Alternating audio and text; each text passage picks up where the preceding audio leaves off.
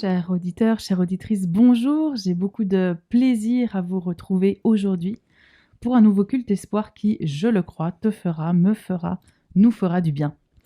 Je suis en compagnie dans ce studio de Mildred. Salut Marina. Coucou, de Marilyn. Bonjour. Votre semaine s'est bien passée? Écoute, impeccable, avec de hauts, de bas, mais très bien quand même. On est là. Voilà, bien rempli, on est là. Bon. Nous accueillons aujourd'hui un invité que je ne connais pas encore. Alors bonjour Nicolas Walter. Bonjour Marina. Alors bienvenue en tout cas dans notre studio pour ce temps de culte. Alors on m'a soufflé quelques informations bien évidemment tout de même.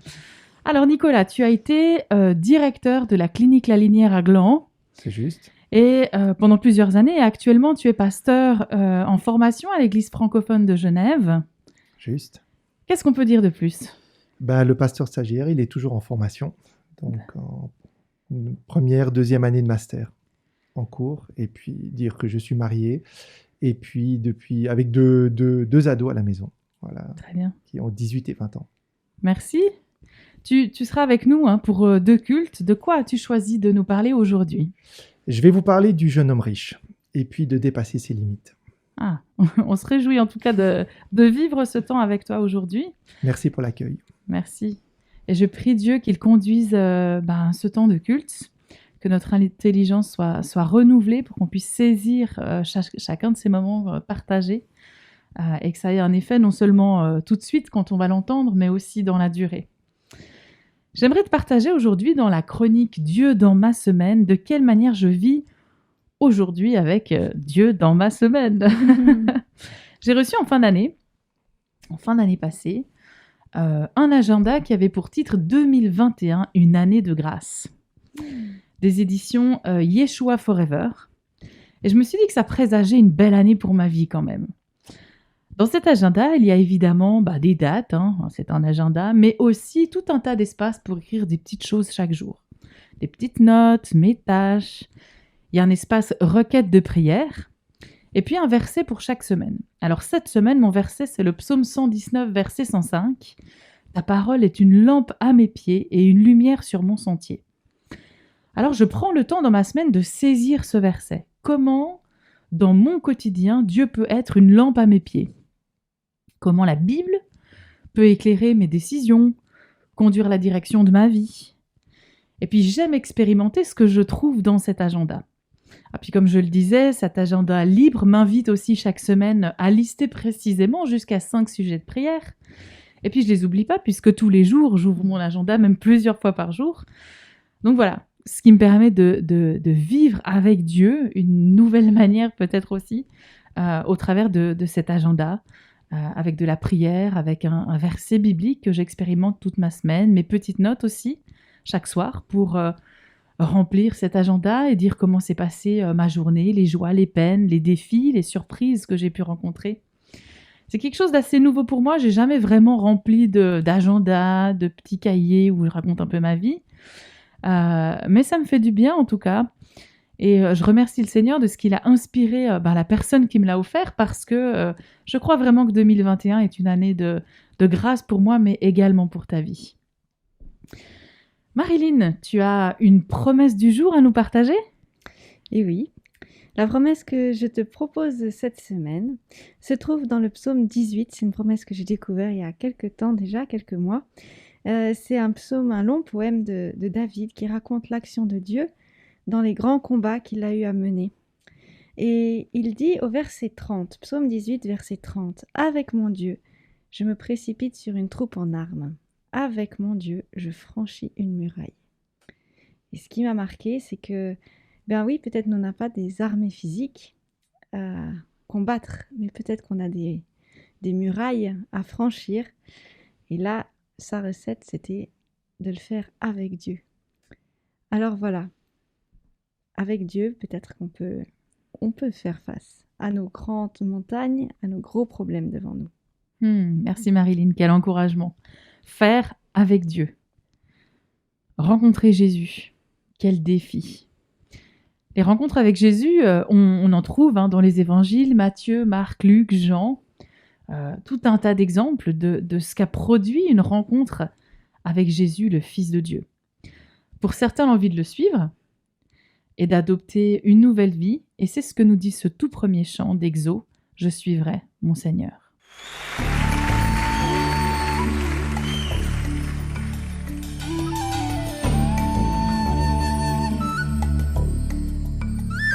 Je suivrai mon Seigneur et mon Maître, sans jamais m'éloigner de ses pas, sans que rien ici-bas ne m'arrête, et sans rien que le chant de sa voix. Tous ensemble. Je suivrai mon Seigneur et mon Maître, sans jamais m'éloigner de ses bras, sans que rien ici-bas ne m'arrête, et sans rien que le chant de sa voix. Je vivrai de bonheur et de grâce, de l'amour que son cœur m'a donné, et que rien ici-bas ne l'efface. C'est le vœu de mon âme assoiffée. Un seul instant auprès de toi, vaut bien les heures et la route. Tout pour autant que ce soit toi qui m'accompagne au parvis de ta joie. Je suivrai mon Seigneur et mon Maître, sans jamais m'éloigner de ses pas, sans que rien ici-bas ne m'arrête, et sans rien que le chant de sa voix. Je vivrai de bonheur et de grâce, de l'amour que son cœur m'a donné, et que rien ici-bas ne l'efface. C'est le vœu de mon âme assoiffée. Un seul instant auprès de toi, vaut bien les heures et la route. Tout pour autant que ce soit toi qui m'accompagne au parvis de ta joie.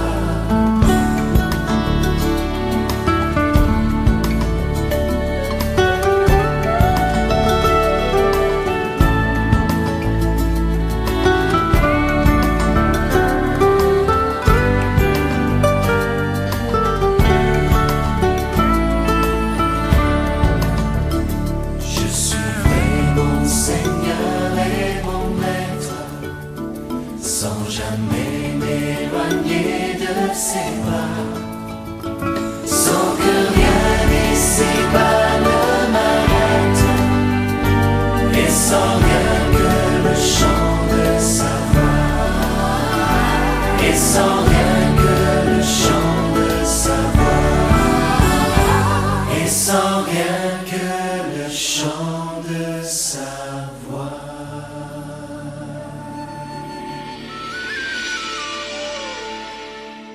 Lorsqu'une personne rencontre Dieu, il y a inévitablement des changements dans sa vie. Changement d'attitude, de comportement, changement de direction. Aujourd'hui, nous allons connaître René Foltz. Sa vie a radicalement changé une fois que Dieu est rentré dans son existence. Je ne suis pas adventiste depuis très longtemps en réalité. Tout cela m'est tombé dessus littéralement le jour de ma conversion. D'accord. C'était le premier mercredi de février 2017. Et à cette époque, j'étais artisan. Donc, je gérais une affaire de plomberie et de chauffage. Et j'étais en train de faire des factures. Et puis, au fur et à mesure que je faisais mes factures, d'un côté, j'étais content parce que je voyais l'argent rentrer dans ma caisse. C'est toujours bien. C'est toujours bien, n'est-ce pas?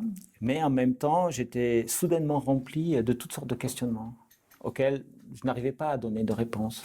Est-ce que ma vie allait toujours être telle qu'elle était?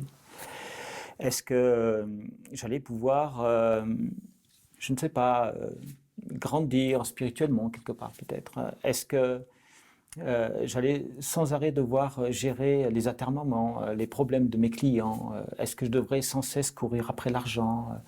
Et puis, est-ce que toute ma vie serait une course-poursuite après le succès jusqu'à le toucher du bout des doigts et ne jamais l'attraper pour moi-même et en profiter? Donc, tu avais une vie professionnelle assez stable, confortable, Tout à mais fait. tu ne te sentais pas bien réalisé. Oui, je n'étais pas abouti du tout en réalité. J'étais, alors, je pensais que tout allait bien en réalité, mais à ce moment précis, cette journée-là, Dieu seul sait pourquoi, eh bien, soudainement, j'avais toutes ces questions auxquelles je ne pensais pas auparavant et qui me paraissaient d'un coup tellement cruciales pour mon existence que j'ai plus pu continuer à travailler parce que plus je me posais de questions et plus je tombais dans un abysse sans réponse. Et ces questionnements sont venus comment? Pourquoi? Eh bien, justement, je crois que ça fait partie des mystères que Dieu nous donne à goûter sans qu'on sache vraiment y répondre. Je ne sais pas expliquer pourquoi. J'imagine que c'est l'aboutissement d'un long processus qui a duré peut-être plusieurs dizaines d'années, je ne sais pas. Mais toujours est-il que ce jour-là, en tout cas, ça s'est cristallisé en moi. Et j'en pouvais tellement plus que finalement, j'ai laissé tomber mon travail. J'ai arrêté de faire mes factures et de gagner de l'argent. Tu as tout arrêté pour? Alors, écoute, je me suis levé et puis je me suis assis dans mon salon parce que je travaillais chez moi ce jour-là. Et j'ai hurlé après Dieu. En réalité, je me suis disputé sérieusement avec lui. Je l'ai invectivé. Et moi, dans ma vie, à ce moment-là, Jésus n'existait pas du tout. Il n'avait aucune place dans mon existence. Donc, je me suis tourné vers le Créateur. Enfin, celui que je supposais être le Créateur de toutes choses. Et je lui ai hurlé après en lui disant, mais toi là-haut, là, qu'est-ce que tu as fait de ma vie? Est-ce que ça va être tout le temps comme ça? Est-ce que je vais galérer jusqu'à la fin de mes jours? Est-ce qu'il n'y a rien de mieux pour moi? Est-ce qu'il n'y a rien d'autre qui est prévu? Et figure-toi qu'à ce moment, en moi, il y a une voix, quelque chose qui me dit comme ça, si, tu peux faire autre chose. J'ai prévu d'autres choses pour toi. Mais si tu veux continuer la plomberie, je bénis aussi. J'étais interloqué parce que je pensais que je me parlais à moi-même. Et j'ai dit, mais c'est pas possible, comment est-ce que ça peut se faire? Et pas de réponse. Alors, je ne savais pas quoi faire de ça. Et là, je me suis arrêté de hurler, de prier après Dieu. Et il se trouve que ma femme était chrétienne, elle, à ce moment-là. Et il y avait sa Bible qui traînait, incidemment. Là. Je l'ai prise, je l'ai ouverte. Et je suis tombé pile sur un passage de Jean. C'est Jean 10, verset 9. « Je suis la porte, celui qui passe par moi est sauvé. » Et là, à cet instant, j'étais saisi d'une énergie incroyable. J'étais rempli d'amour. Et soudainement, tout ce que je croyais impossible m'arrivait en moi comme ça. Et c'est quelque chose que je ne comprenais pas, mais juste, je goûtais cet instant-là absolument. Et je peux dire que dans cet instant, est-ce que je peux dire que Dieu s'est révélé à moi? C'est pas exactement ça. Mais en tout cas, j'ai su qu'il existait. Tu as senti un appel. J'ai senti, c'était encore plus fort que ça. L'appel est venu après ça. C'est dans cet instant-là, je me suis senti réparé. Je me suis senti restitué dans ce qu'il y avait de meilleur en moi. J'ai eu véritablement au-delà d'une sensation, juste, je veux dire, c'était pas de l'ordre de la sensation comme si on se pince ou si on se caresse la main, tu vois. C'était beaucoup plus profond que ça. C'était intérieurement, c'est tout mon être savait que quelque chose était en train de se passer là et que j'étais en train d'être réparé, d'être aimé, d'être pardonné. Et tout ça en une fraction de seconde, en un instant. Je ne peux pas dire combien de temps ça a duré. Peut-être ça a duré une seconde, peut-être une heure. Je n'en ai absolument aucune idée. En tous les cas, j'étais là complètement en transe, les larmes coulaient de mes yeux, dans un état extatique, et je me disais, Seigneur, et pour la première fois de ma vie, le mot Seigneur est sorti de ma bouche. Et je dis, mais qu'est-ce qui m'arrive, quoi? Et alors je me suis dit, bon, ok, Seigneur, mais qu'est-ce que je fais avec ça? Et là, cette fois-ci, la voix est revenue et me dit, sers, tu vas me servir, tu vas servir. Tu as entendu cette voix? J'ai entendu cette voix en moi. Alors, ce n'était pas un truc ex cathedra qui arrivait comme ça, comme une grande résonance, comme on peut voir dans les films hollywoodiens. C'est vraiment très intériorisé, mais vraiment. Et tu te sentais apaisé? Ah, j'étais dans une paix extraordinaire. D'accord. J'étais dans une paix extraordinaire. Jamais de ma vie, je n'ai été dans un tel état de paix, de tranquillité. Et je sentais cet amour qui affluait en permanence, en permanence, en permanence. Et ça venait comme des vagues, comme ça, sur moi. Et c'est exactement comme si le Christ lui-même était assis à côté de moi et il me prenait par l'épaule, il me faisait « Viens, fils, tout va bien, tu es pardonné, ça va aller pour toi. » Et bien sûr, je n'ai pas entendu ça, c'est moi qui le dis, mais c'est vraiment comme ça que je l'ai vécu intérieurement. Et je me suis senti dans un tel repos. Oui, vraiment, j'ai goûté la plénitude de Dieu à ce moment. Et du coup, pour le suivre, ça s'est manifesté, ça s'est réalisé de quelle façon? Quels ont été les changements dans ta vie? Ce qui est extraordinaire, c'est que lorsque je suis sorti de cet état d'hébétude, hein, de ce coup de foudre, la première chose que j'ai faite, c'est que je me suis levé, j'ai pris un grand carton et j'ai fait le tour de ma maison et j'ai jeté plein de choses qui ne correspondaient plus à ma vie. Tu as fait un grand nettoyage. J'ai fait un grand nettoyage le jour même. Ça me paraissait tellement indispensable. Avant de faire quoi que ce soit d'autre, il fallait que je vide la maison de tout ce qui ne devait plus y être. Et je t'assure que j'ai jeté beaucoup de cartons, beaucoup de livres, beaucoup d'ouvrages d'une vie antérieure, des babioles, enfin des choses qui me paraissaient ne plus être cohérentes avec celui que j'étais devenu. C'est étrange parce qu'en fait j'étais toujours le même, mais en réalité intérieurement j'étais absolument différent. Ton cœur a été complètement changé. Complètement changé. La prière est un élément très important de notre vie. Parce que depuis ce jour-là, on a vu véritablement la main de Dieu agir dans notre vie. Non seulement il est venu me sortir de ma torpeur dans mon salon, mais en plus, je témoigne de ce qu'il a. Il a fait tout ce qu'il fallait pour que je puisse fermer mon entreprise dans de bonnes conditions et payer toutes mes dettes avant de venir ici. Certains diraient que j'ai une confiance déraisonnable dans ma foi, mais je ne peux pas faire autrement parce que j'avais pour plusieurs années de remboursement. Ça représentait beaucoup d'argent, vraiment. Et j'ai tout remboursé en 10 mois. Et il restait encore un petit peu pour payer le premier semestre ici. À partir de ce jour-là, je n'ai plus jamais eu peur de l'avenir. Comme tout le monde, parfois, j'ai des inquiétudes qui sont tout à fait humaines, bien entendu. Je ne suis pas devenu soudainement un surhomme, insensible à tout ce qui se passe, au contraire. Ma sensibilité s'est peut-être même accrue. Mais j'ai une confiance indéfectible dans ce que le Seigneur me guidera et m'aidera à traverser quelques difficultés que ce soit. Le simple fait que je puisse être ici est déjà miraculeux. Moi, j'étais autodidacte toute ma vie. J'ai gravi les échelons, j'ai créé des entreprises, j'étais cadre dans l'industrie, mais tout ça à la force du poignet. Véritablement, hein, moi je vois bien le moment, il y a eu une bascule entre avant ma conversion et après ma conversion. J'ai plus du tout la même vie, du tout. Du tout. Un changement radical. Radicalement, je ne perçois plus la vie du tout de la même façon. Dieu nous appelle en permanence, chacun d'entre nous. Est-ce qu'on l'entend tout le temps? Non.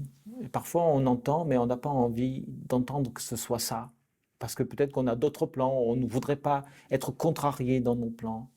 Moi, je peux témoigner simplement que tous les plans que j'ai mis en place pour mieux gagner ma vie, pour m'enrichir, pour avoir des possessions, ils ont tous fonctionné, mais jusqu'à un certain point. Et que ça n'a jamais abouti réellement à quelque chose de véritablement satisfaisant pour moi. Alors qu'aujourd'hui, je gagne beaucoup moins d'argent, mais tous mes plans aboutissent de manière très satisfaisante. Et je suis toujours content. Et chaque matin est un bonheur renouvelé. Et ça, je ne l'avais pas auparavant.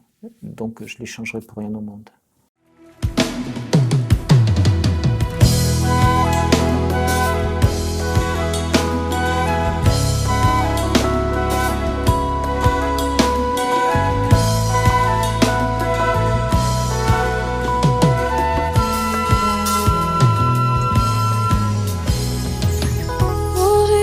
Je veux te louer, car un jour tu m'as dit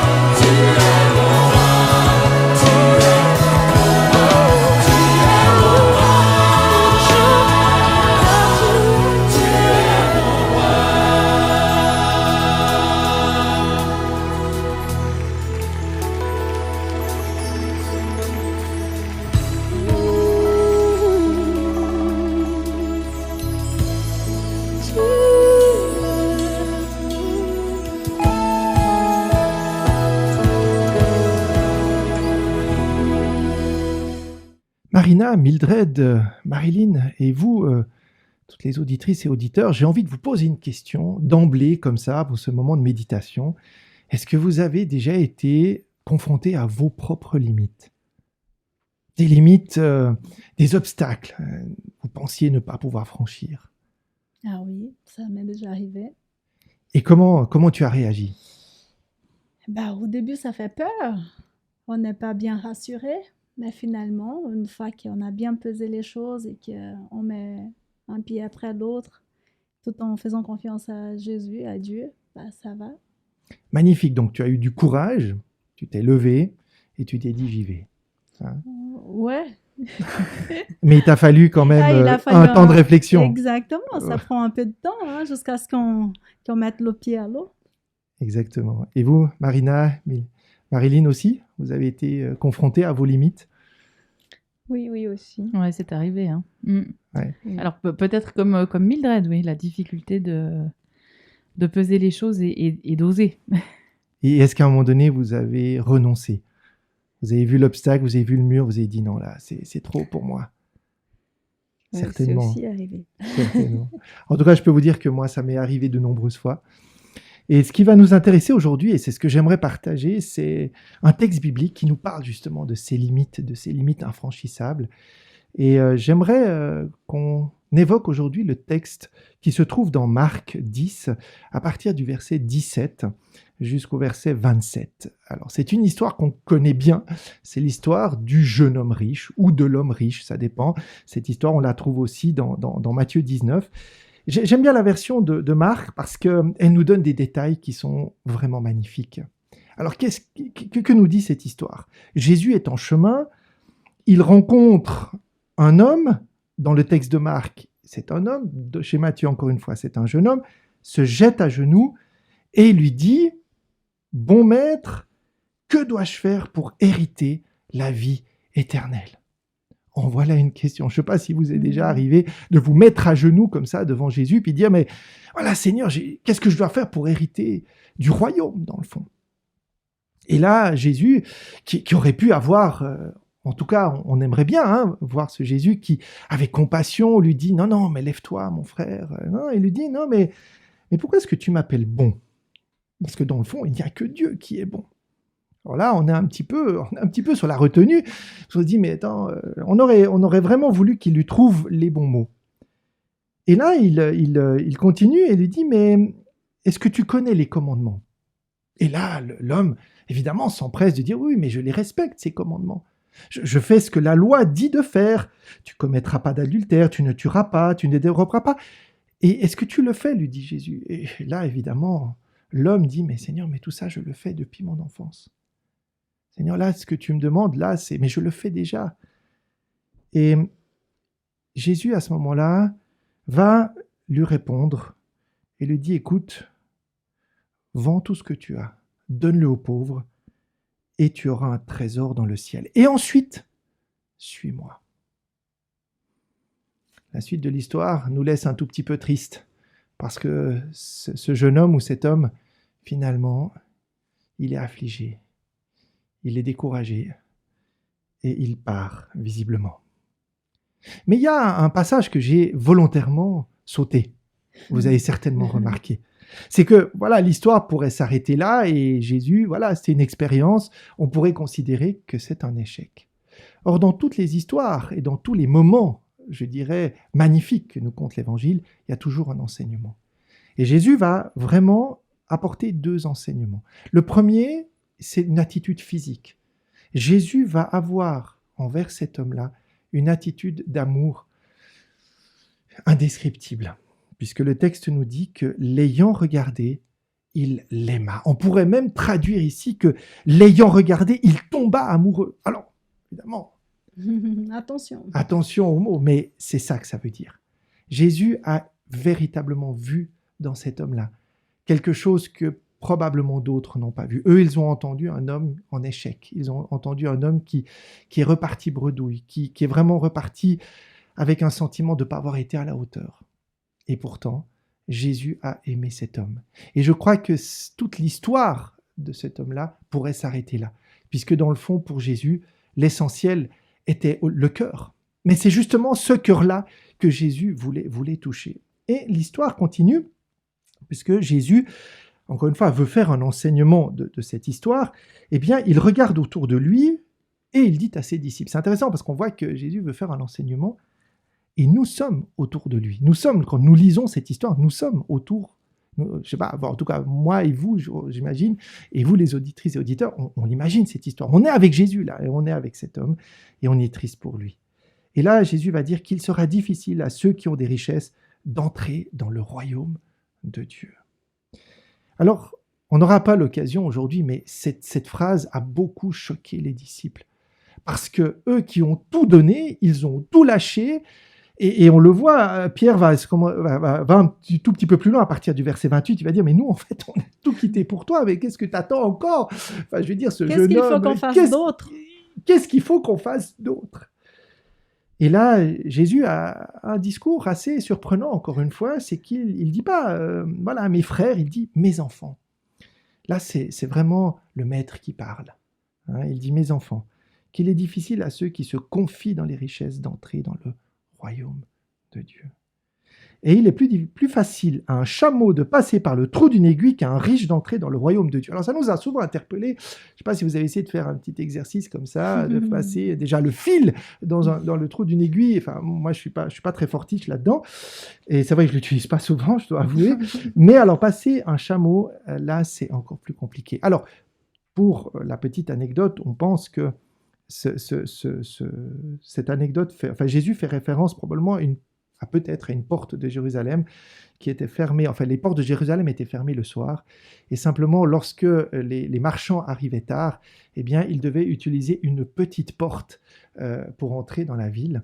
Et cette porte s'appelait la porte des chameaux, vraisemblablement. Sauf que pour que le chameau passe, il fallait que le chameau se déleste de tout ce qu'il avait sur lui. Bref, en tout cas, il y a une belle image ici, c'est que c'est pas la grande porte. C'est pas la grande porte. Alors, revenons sur notre homme riche. Qu'est-ce que Jésus a essayé d'insinuer? Quel est l'enseignement que Jésus a voulu donner dans cette histoire? Finalement, il y a deux enseignements. Il y a d'abord l'homme lui-même. Jésus va le regarder, il va avoir une attitude bienveillante, même s'il paraît un peu brusque comme ça au départ. Finalement, c'est pour bien faire comprendre que la loi, telle qu'elle était donnée aux Juifs, elle est fondamentalement bonne, mais elle ne sauve pas. Puisque cette loi nous donne quelque part un cadre, elle donne le cadre au jeune homme pour respecter. Alors certainement qu'il y avait tous les 10 paroles, les 10 commandements que Dieu avait remis à Moïse. Et cet homme dit, mais moi je fais ça. Mais c'est vrai que juste à ce moment-là, quand il dit « Ah, mais tous ces commandements, je les connais, je les respecte », on a presque envie que Jésus dise « Ah, ben c'est bon, alors c'est garanti pour toi. » Alors, merci de ta remarque, parce qu'elle me permet de rebondir sur une chose, c'est lorsque l'homme parle à Jésus, il s'adresse, remarquez bien, il lui dit « Bon maître ». Il ne s'adresse pas à un seigneur, il s'adresse à un maître de la loi. Et là, Jésus va l'interpeller en disant, mais en fait, dans le fond, tu t'adresses à qui quand tu me dis bon maître? C'est comme nous, hein. Ah, tu sais, Jésus, moi, je fais dans ma vie, je suis gentil avec les gens, je respecte ma voisine, je suis correct, enfin, voilà, je participe peut-être à une vie d'église, je m'implique beaucoup. Et Jésus lui dit, mais c'est super, mais ça ne suffit pas. Et si tu t'adresses à moi en termes de bon, ben peut-être pose-toi la question, c'est l'image que tu as de ce bon, c'est qui ce bon maître? Est-ce que ce bon maître va simplement te dire, c'est bien ce que tu as fait, Mildred? Tout ce que tu fais suffit. Non, Jésus va lui dire, mais en fait, si tu t'adresses à moi, n'attends pas forcément que je sois là que pour finalement, et pardonnez-moi l'expression, te caresser dans le sens du poil. Parce que moi, j'aimerais qu'on aille un tout petit peu plus loin les deux. Et j'aimerais que justement, dans la manière avec laquelle tu vis, eh bien, j'aimerais qu'on se retrouve à aller franchir, et oui, Marilyn, une muraille. Franchir un obstacle. Aller au-delà de ce que le jeune homme pensait pouvoir faire. Et l'obstacle pour le jeune homme, c'est quoi? C'est la richesse. Alors vous me direz, mais est-ce que Jésus est contre la richesse? Est-ce qu'il est contre les gens riches? Non, je ne crois personnellement pas que Jésus avait un problème, bien qu'il dit qu'il sera plus difficile à ceux qui se confient dans les richesses. Mais le problème n'est pas la richesse, c'est le rapport que j'ai à cette richesse. Et je me permets aussi ici de faire peut-être un parallèle avec nos vies, parce que je crois que c'est essentiel. Cette richesse dans nos vies, c'est pas que l'argent. Ça peut être aussi tout ce que nous avons comme idole dans nos vies, tout ce que nous avons mis au-dessus, parfois même, de Dieu. Ça peut être un agenda, ça peut être un travail, ça peut être aussi une passion, ça peut être l'argent aussi, ça peut être aussi des formes de dépendance que nous avons. Et je pense que Jésus, là, il interpelle le jeune homme ou l'homme riche, mais il nous interpelle, nous. Quel est l'obstacle? Je fais tout ce que tu me demandes, mais Jésus me dit d'aller plus loin. Et il me dit d'aller au-delà, non pas pour que je renonce volontairement à ce que je faisais de juste, mais que j'aille à l'essentiel, que je me retrouve véritablement à rentrer dans une relation de cœur à cœur. Et ce que je trouve magnifique, c'est que lorsque Jésus s'adresse à cet homme, je pense que la manière avec laquelle Jésus a regardé cet homme, je ne sais pas vous, mais moi j'aimerais que Jésus me regarde aussi comme ça, et bien qu'à travers toutes mes barrières, à travers tout ce que j'ai pu mettre, à travers tous mes obstacles que je n'arrive pas à franchir, eh bien Jésus, lui, voit directement au cœur. Et qu'est-ce qui a permis à Jésus d'aimer cet homme-là? C'est parce qu'il savait que dans son cœur, cet homme avait une pépite. Il avait un trésor. Il avait une capacité en lui d'aller au-delà. Alors pourquoi ne l'a-t-il pas fait? Eh bien, je pense que nous ne sommes pas là pour juger cet homme-là, mais ça nous interpelle, nous, parce que, encore une fois, cette histoire nous parle à nous. Est-ce que moi, je suis prêt au moment où Jésus me dit, dis donc, viens maintenant, suis-moi. Hein? Rappelez-vous, dans la parole de Dieu, il y a des moments où il y a des hommes qui disent, mais Jésus, j'ai envie de te suivre, et Jésus va dire quoi? Non, c'est pas le moment, retourne dans ton village. Et à lui, alors qu'on a presque envie de dire, mais c'est un petit peu particulier, puisque Jésus savait probablement la réponse de cet homme-là, et pourtant il l'a interpellé. Et je pense que cet obstacle qu'avait cet homme-là, c'est notre obstacle à nous, à le suivre. Et rappelons-nous, le cœur de ce message, ce n'est pas la richesse, ce n'est pas le rapport à la richesse, c'est entrer dans la vie éternelle, entrer dans le royaume. Mais ce royaume, pas simplement à venir, mais ce royaume déjà présent, aujourd'hui. Puisque ce royaume, il est en marche, c'est Jésus dans nos vies. Jésus a passé sur le chemin. Cet homme s'est jeté à ses pieds. Le royaume était présent. Cet homme l'avait compris. Simplement, il avait encore des obstacles à franchir. Et moi, j'aimerais qu'on puisse, nous aussi, être interpellés par ces obstacles-là. Alors oui, Marilyn, tu nous as lu ce texte magnifique qu'on trouve dans le psaume 18. J'aimerais juste qu'on s'y arrête quelques instants. Donc, psaume 18, on peut le lire à partir du verset 29. Il dit, oui, tu fais briller ma lumière, l'Éternel, mon Dieu, éclaire mes ténèbres. Avec toi, je me précipite sur une troupe en armes. Avec mon Dieu, je franchis une muraille. Alors, si on peut totalement dire, moi, la muraille, je la vois. Par contre, les troupes en armes, peu difficile. C'est qui ces troupes en armes? Eh bien, ces troupes en armes, c'est toutes les forces qui vont s'opposer à ce que je puisse, moi, franchir une muraille. Et certainement, on l'a vu au départ, quand j'arrive devant un mur. Lorsque je vois ce mur, j'ai plusieurs manières de le voir. Soit je le vois comme infranchissable, je m'assieds et puis finalement le monde s'écroule. Soit je fais marche arrière et je dis tant pis. Soit alors j'essaye d'une manière ou d'une autre de le contourner, d'un côté ou d'un autre. Ou alors, et il y a une dernière option, et c'est celle que j'aimerais vraiment qu'on puisse essayer, vraiment vivre, c'est d'essayer de la franchir avec Dieu.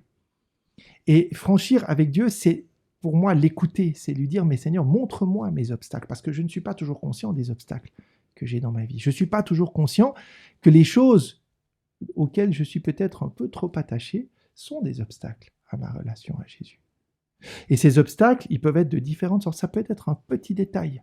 Ça peut être, on l'a vu ailleurs dans les évangiles, ça peut être un attachement trop grand ou une relation un petit peu faussée à nos parents. Voilà. Je n'arrive pas à me défaire peut-être de ce regard que j'ai par rapport à des gens de ma famille. Ça veut dire que finalement, eux m'empêchent peut-être de faire un pas. Ça peut être un attachement trop grand à un conjoint. Ça peut être un attachement trop grand à une communauté. Ça peut être un attachement trop grand à quelque chose dont je pense que c'est essentiel. Mais que peut-être Jésus est en train de me dire, mais ce que tu fais, c'est bien, c'est juste. Mais ça prend tellement de place que finalement, quand moi je t'appelle, tu n'arrives pas à me suivre. Parce que quand je t'appelle, tu n'as tellement plus de place parce que tout est pris dans ta vie. Et la richesse prenait pour cet homme-là tellement de place qu'à un moment donné, il n'avait pas un petit pourcentage pour dire, mais Seigneur, oui, là, Jésus, j'aimerais que tu rentres dans cette petite brèche. Il faut qu'on ait une brèche dans nos vies. Et cette brèche, voilà, Jésus va rentrer dedans. Et la brèche, je pense que dans cette histoire-là, c'est que Jésus lui a parlé vrai. Il lui a dit, mais fondamentalement, là, c'est un problème. Et il faut que tu puisses changer par rapport à ça. Et je crois que nous avons aussi un enseignement très important à comprendre par rapport à ça. C'est que je ne peux aller de l'avant, je ne peux suivre Jésus que si à un moment donné, j'ai accepté de lâcher. Mais est-ce que pour autant, si je n'arrive pas, je suis condamné? Je ne crois pas.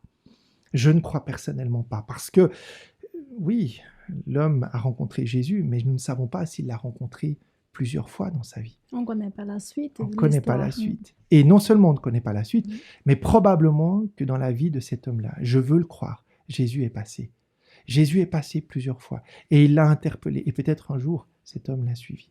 Donc, ne culpabilisons pas aujourd'hui en disant « Oh là là, mais j'ai tellement d'obstacles et j'ai l'impression que quand j'ai réfléchi, c'est une montagne. » Sauf que ces montagnes-là, eh bien, elles s'aplanissent quand Jésus est avec nous.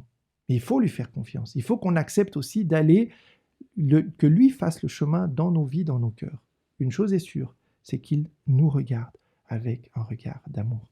Et c'est pas un regard qui condamne, c'est pas un regard qui détruit, c'est pas un regard qui définitivement a dit, voilà, la porte est fermée, cet homme-là n'a plus aucune chance. Au contraire, je pense que cet homme-là, ce regard probablement l'a transformé. Et cette muraille, qui probablement un jour, il arrivera à la franchir. Probablement un jour, il arrivera à regarder sa vie et ce que Jésus lui a donné avec un regard différent. Et peut-être même que sa transformation va amener d'autres à être transformés par rapport à ça. Et là, les disciples eux-mêmes comprennent qu'ils ont tout donné. Mais ce n'est pas parce qu'ils ont tout donné qu'ils sont sauvés. C'est parce qu'à un moment donné, leur cœur a été transformé. Et moi, j'ai la conviction que leur cœur n'a pas forcément été transformé quand Jésus était avec eux, mais que peut-être quand le Saint-Esprit est intervenu. Et je crois que fondamentalement, cette transformation du cœur, elle se fait par la présence vivante et active du Saint-Esprit en nous. Et ça permet à un moment donné de pouvoir dire, et le texte finit ici, je crois, sur une phrase que je trouve magnifique, et remarquez le verbe qui est nouveau utilisé. Donc les disciples, au verset 26, je suis de retour dans Marc, les disciples furent encore plus étonnés, ils se dirent les uns aux autres, mais alors qui peut être sauvé? Si le chameau, enfin l'image du chameau, de la porte, de l'aiguille, et là Jésus les regarda. On voit que chez Marc, c'est très important cette notion du regard, et il dit, cela est impossible aux hommes, mais non à Dieu, car tout est possible à Dieu. Eh bien, je crois que si nous avons cette confiance, que même si nos murailles paraissent infranchissables, même si on a une armée qui nous vient contre, et on a l'impression qu'on n'y arrivera jamais, ben je suis convaincu que si je mets mon regard, si je me concentre sur ce regard de Jésus, et pas sur ce que pensent les autres, sur ce que je pense de moi-même, sur la pression que je peux subir, même au fond de mon cœur, mais si je sais que ce Dieu d'amour me regarde, que lui me relève, et qu'il m'aide à aller de l'avant, un jour je franchirai cette muraille. J'en suis convaincu.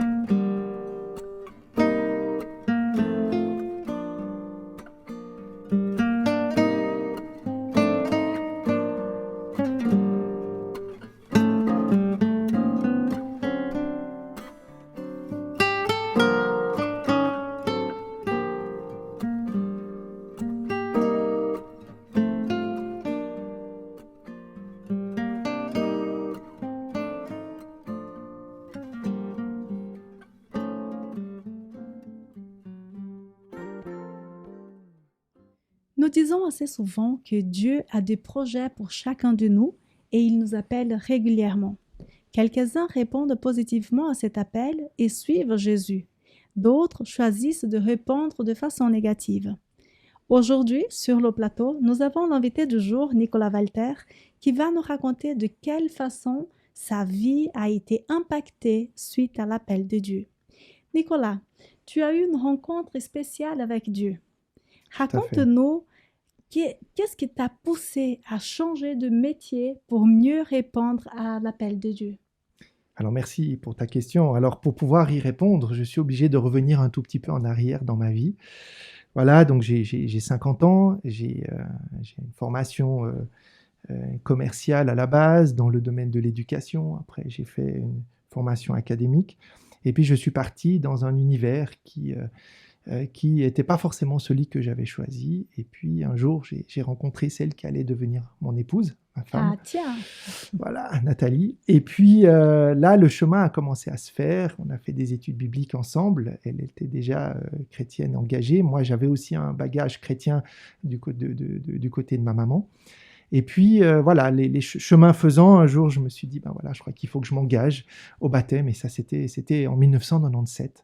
Et à partir de là, il y avait quelque chose dans mon cœur qui disait, écoute, voilà, j'ai envie, Seigneur, j'ai envie de te servir. J'ai envie de te servir, je ne sais pas exactement comment, mais j'ai envie de te servir. Et là, voilà, le chemin est fait, j'ai fait plusieurs tentatives pour commencer des études de théologie. Ça n'a pas marché pour différentes raisons, ce n'était pas le bon timing, pas le bon moment. Et puis, les années ont passé, je suis devenu papa, et puis à partir de là, j'ai l'impression que le Seigneur tout s'est mis en route sans que vraiment je réalise à quel point le Seigneur était tellement présent. Et à partir de 97, ensuite 98, 2001, les enfants. Ensuite, j'ai eu le privilège de travailler dans une institution adventiste, les Messes Le Flon. Ensuite, travailler à partir de 2009 à la clinique La Linière, où j'ai pu servir comme directeur. Et là, j'ai vu vraiment la manière avec laquelle le Seigneur a toujours travaillé dans mon cœur. Et m'a permis vraiment de relever certains obstacles, parce que j'en avais des obstacles dans ma vie. donc tu travaillais déjà dans des institutions chrétiennes. Tout à Quelque fait. part, tu servais Dieu, Tout à fait. mais Ouais. tu as souhaité quand même aller plus loin et étudier la théologie. Voilà, parce que là, finalement, je servais le Seigneur par des compétences professionnelles que j'ai acquises, mais je sentais toujours au fond de moi cet appel de me dire, mais Seigneur, est-ce que je pourrais te servir peut-être autrement ? Et puis, voilà, les années, encore une fois, ont passé, et puis j'avais un peu abandonné cette idée parce que c'était très compliqué et les circonstances ne se présentaient pas, jusqu'au jour de ce mois de décembre 2018, où je suis parti quelques jours, comme j'aime bien le faire, en retraite spirituelle, et puis là, à un moment donné, le Seigneur m'a montré clairement que c'était le moment. Et j'avais relevé quelques obstacles personnels, vraiment des défis que le Seigneur m'a permis de relever. Et puis 2019 a été l'année de transition, et puis j'ai pu commencer en faculté de théologie en janvier 2020. Voilà, donc, Et tu as franchi des murailles. Et j'ai franchi des murailles, mais je ne les ai pas franchies tout seul. Je les ai franchies, évidemment, c'est Dieu qui est l'initiateur. Mais je crois que Dieu a aussi inspiré mon épouse, mes enfants. C'est un projet de famille, c'est un projet aussi, quelque part, j'ai envie de dire, communautaire. Donc, on n'est jamais tout seul dans ce type d'aventure. Et là, voilà, c'est encore tout chaud, on est sur la lancée. Mais je crois que vraiment de voir à quel point le Seigneur a toujours été présent. Et j'aime bien cette phrase j'ai entendu de quelqu'un qui m'est assez proche, qui disait c'est bien de demander finalement à Dieu d'entrer dans nos projets, mais c'est encore mieux d'entrer dans les projets bénis de Dieu. Et je crois que c'est ça la grande différence. Je pense que Dieu nous bénit dans nos projets, mais il a un projet pour chacune et chacun d'entre nous. Et là, je vois que la patience et puis la confiance aussi, même si à un moment donné, je crois avoir honnêtement baissé les bras et puis abandonné ce projet. Je me dis, voilà, je suis un peu âgé quand même pour commencer des études, et puis ça ne sera pas le moment, etc. Et le Seigneur, dans son amour, a ouvert des portes, et c'est vraiment magnifique. Merci Nicolas. Quel conseil tu pourrais donner à quelqu'un qui hésiterait aujourd'hui à changer de voie ? Alors moi, je dirais, il faut écouter son cœur. Je pense qu'il faut écouter son cœur, il faut Il faut remettre, il ne faut pas avoir peur de réclamer, de demander. Je ne pense pas qu'on va influencer ce que Dieu veut dire comme projet pour nous, mais je pense que ça nous permet, nous, à un moment donné, d'être prêts. Et lui, il sait quand c'est le bon moment. Donc moi, je dirais, il faut attendre. C'est parfois avoir la frustration et je préfère justement avoir des remords que des regrets. Je préfère me dire j'ai essayé, pas pu, que j'aurais dû et je l'ai pas fait. Après voilà, on revient, on repart jamais totalement la même chose que comme on a commencé. Et je crois que même si cette aventure quelque part devait à un moment donné s'arrêter, eh bien je pense que j'aurais tellement gagné. Donc moi je ne peux qu'inviter vraiment chacune et chacun à aller au bout d'un rêve, d'avoir quelque chose qu'on a en soi, et puis de croire que c'est possible, parce que je pense qu'en Dieu, c'est véritablement possible. Heureusement que tu as répondu positivement à cela, et Merci. nous pouvons que te souhaiter bonne continuation et que Dieu continue à te bénir. Merci beaucoup. Dans le thème d'aujourd'hui, cet homme riche n'a pas eu le courage de lâcher toute sa richesse pour suivre Jésus. Je nous pose la question, y a-t-il quelque chose aujourd'hui qui nous empêche de suivre Jésus? Je t'invite à fermer tes yeux et nous allons parler avec Dieu. Notre Dieu, nous voulons vivre à ta manière. Nous voulons t'aimer par-dessus toutes choses. Seigneur, viens nous aider à renoncer à tout ce qui peut nous séparer de toi. Que rien ne prenne ta place, ni les richesses, ni rien d'autre, et que tu sois vraiment la priorité dans notre vie et en toutes choses et chaque jour. Tu nous as tellement aimés, Seigneur, et c'est toi qui peux nous rendre vraiment heureux. Nous voulons te faire confiance et te laisser guider nos vies, que notre cœur ne soit pas partagé et que nous puissions te suivre aujourd'hui et toujours. Amen. Amen.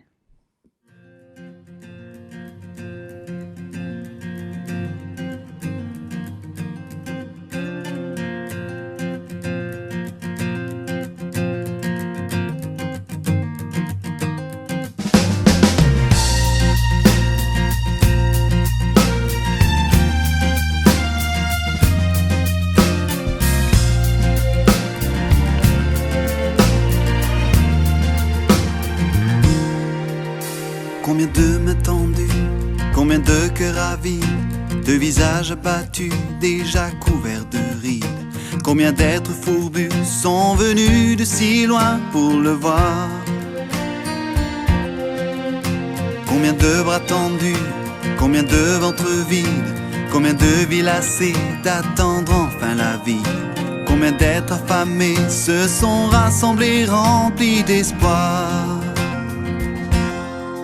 Car aucune pression devant lui ne résiste, désarmé par autant d'amour. Il n'est aucune vie qui devant lui ne change et devienne partage à son tour. Et c'était Dieu qui parlait par sa bouche, et c'était Dieu qui touchait par ses mains, et c'était Dieu qui marchant sur les routes versait sur nous le parfum du ciel.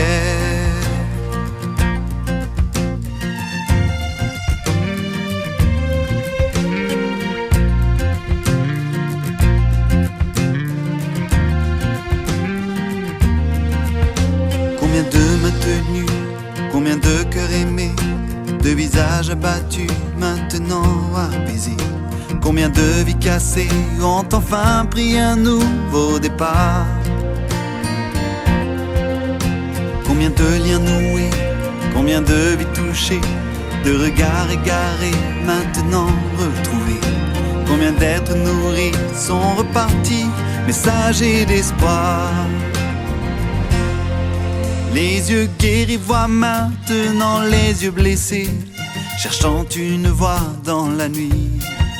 Et leurs mains touchent maintenant les mains brisées dans une immense chaîne de vie. Aujourd'hui Dieu parle encore par ses bouches, aujourd'hui Dieu touche encore par ses mains. C'est toujours Dieu qui marchant sur nos routes répand sur tous le parfum du ciel. Une seule vie a pu donner fois, un seul visage et deux mains. Combien de vies pourront enfin le voir sur nos visages et nos mains. Aujourd'hui Dieu veut parler par nos bouches.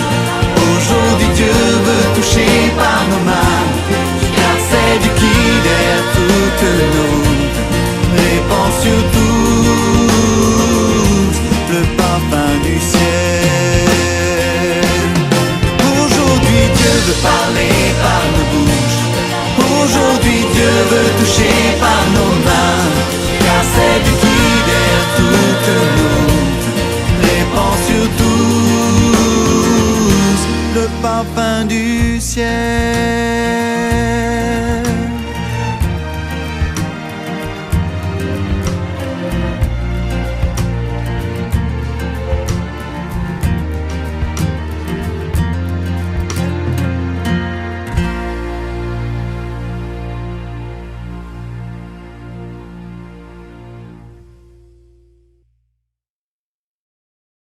Nous allons maintenant entrer dans notre chronique action avec toi, Marilyn. Qu'est-ce que tu nous as préparé pour cette prochaine semaine?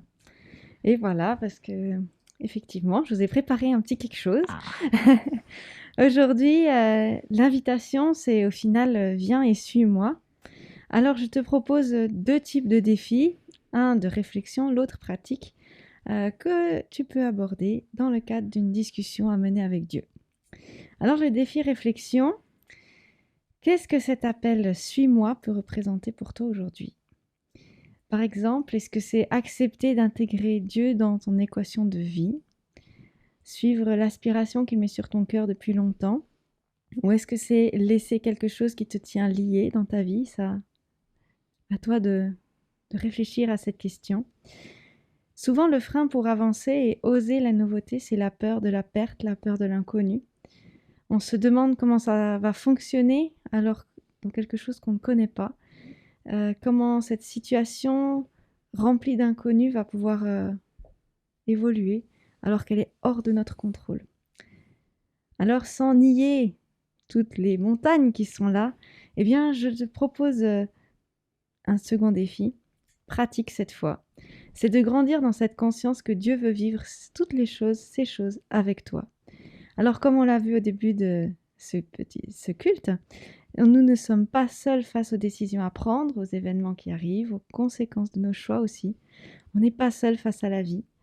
Alors une idée, ça pourrait être par exemple de relire la promesse du jour ou un autre texte qui te parle de la présence de Dieu avec toi, de le lire tous les matins ou même plusieurs fois dans la journée pendant 1 ou 2 semaines et demander à Dieu de le rendre réel pour toi. Alors, je te rappelle par exemple la promesse d'aujourd'hui. Elle se trouve dans le psaume 18 au verset 30. « Avec mon Dieu, je franchis une muraille. » Et je crois que Dieu te permettra de l'expérimenter, qu'il pourra aussi t'inspirer d'autres façons de prendre conscience qu'il est avec toi dans tous tes défis et face à tes montagnes. Merci Marilyn pour cette promesse à laquelle nous pouvons nous raccrocher. Avec Dieu, je franchis une muraille. Nous pouvons nous lancer dans notre action durant cette semaine et même la semaine suivante avec cette puissante promesse. Merci à toi Nicolas Walter pour le partage biblique dans lequel tu nous as conduits aujourd'hui. Tu as toi-même été un exemple de ce changement de vie qui survient après une rencontre avec Dieu. Tout à fait. Je crois qu'on peut dire à nos auditeurs qu'il n'y a jamais eu de rencontre avec Jésus qui ait eu un impact négatif. Et que nous t'invitons, cher auditeur, à oser expérimenter cette rencontre. Merci à toi, Mildred, pour tes interventions aussi et ce témoignage que tu as recueilli pour nous. Avec grande joie. Chers auditeurs, chères auditrices, nous te souhaitons une belle semaine et une rencontre avec Dieu renouvelée. Et à la semaine prochaine.